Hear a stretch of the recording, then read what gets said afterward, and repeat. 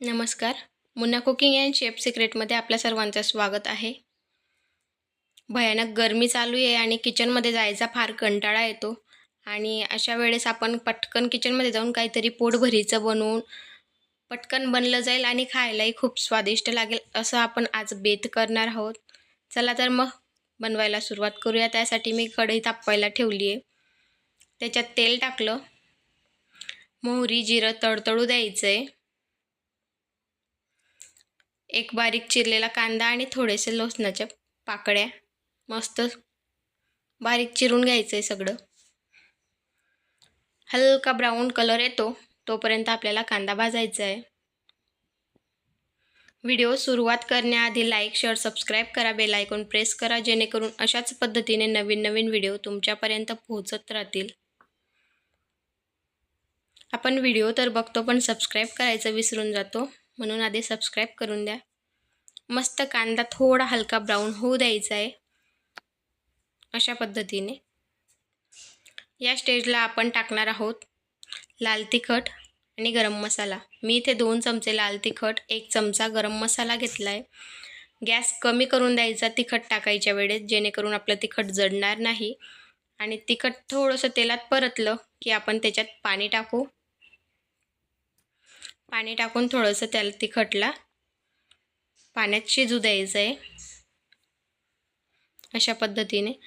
मला आधी शेंगदाणे टाकायची आठवण पडली म्हणून मी या स्टेजला शेंगदाणे टाकते.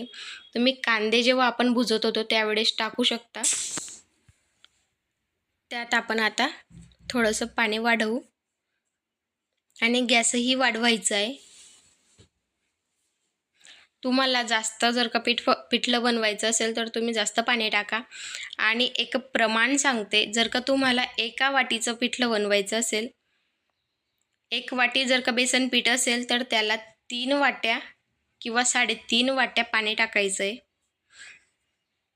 हे प्रमाण एकदम अचूक आहे. आता आपण चवीनुसार मीठ आणि थोडीशी हळद टाकून मस्त उकळी येऊ द्यायची आहे. मी इथे वाटीभर बेसन पीठ घेतलं आहे. मी थोडंसं उरवणार आहे. थोडं टाकून त्याच्यातल्या गाठी आपल्याला मोडून घ्यायच्या आहेत. आपण त्याच्यात शेंगदाणे टाकले आहेत म्हणून ते असं वाटतं की गाठीच आहेत, त्या शेंगदाणे आहेत. बघू शकता. अशा गॅस कमी ठेवायचा आहे जेणेकरून ते आपल्या अंगावर उडणार नाही आणि गाठीही पडणार नाही. तुम्ही जर का असं तुम्हाला हाताने टाकता येत असेल तर हाताने टाका आणि जर का वाटीने टाकता येत असेल तर वाटीने टाका. माझं पिठलं कमी बनवते मी म्हणून मी डायरेक्ट वाटीने पीठ टाकते. तुम्हाला जर का जास्त पिठलं बनवायचं असेल तर तुम्ही जेव्हा उकळी आली त्यावेळेस पाणी काढून घ्यायचं आहे. थोड्याशा पाण्यात आपल्याला सगळं पिठलं अशा पद्धतीने घेरून घ्यायचं आहे आणि नंतर ते पाणी काढलेलं आपण उकळीचं त्याच्यात टाकून द्यायचं आहे. आपण ज्या पाण्याला फोडणी दिली आहे तेच पाणी त्याच्यात टाकून द्यायचं आहे पुन्हा. बघू शकता आपलं पिठलं कमी असल्यामुळे त्याच्यातल्या गाठीही सगळ्या निघून गेलेल्या आहेत. पिठलं जरा पातळ बनवायचं, शिजून ते घट्ट होतं आणि जितकं ते शिजलं तितकंच त्याची चव चांगली लागते. त्याला 10 मिनिटं तरी आपण मीडियम फ्लेमवर थोडंसं गदकू द्यायचं आहे.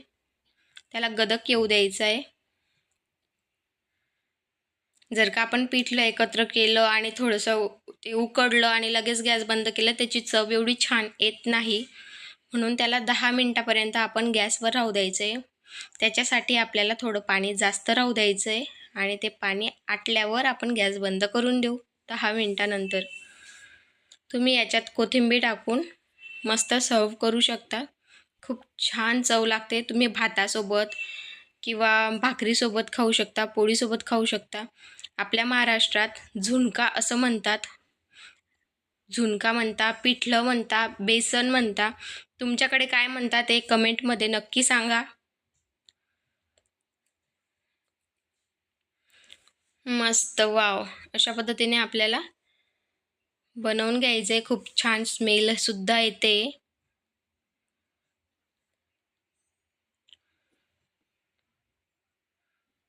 कोथिंबीर नक्की टाका कारण कोथिंबीरीची चव खूप छान लागते. मस्त. धन्यवाद.